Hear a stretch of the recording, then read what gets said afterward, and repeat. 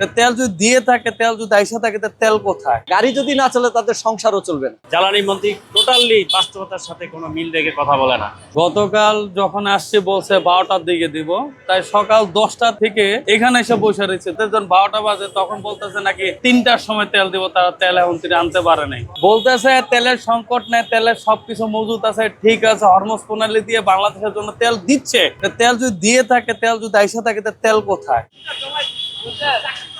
আমি এই পর্যন্ত ঢাকার 10 থেকে 12টা পাম্পে গেছি, কোনো পাম্পে তেল নাই। পরে পরিশেষে মনে হয় গাড়ি ধাক্কায় নিয়ে আসছে এই জায়গায়, এখানেও দেখি তেলের মরুভূমি হয়ে গেছে। এই সরকার বারবার বলতেছে তেল আছে, কিন্তু কোনো পাম্পে তেল নাই। এখানে সিরিয়ালে শত শত মানুষ আছে যাদের এখন দুপুরে লাঞ্চের প্রয়োজন, এরা গাড়ি রেখে আবার লাঞ্চ করতে যাইতে পারতেছে। সরকার একদিকে বলতেছে তেলের কোনো সমস্যা নাই, কিন্তু বাস্তবতা সম্পূর্ণ ভিন্ন। সরকার হয় এড়িয়ে যাচ্ছে, না হয় ইচ্ছা করে সরকার এই কথাগুলো বলতেছে।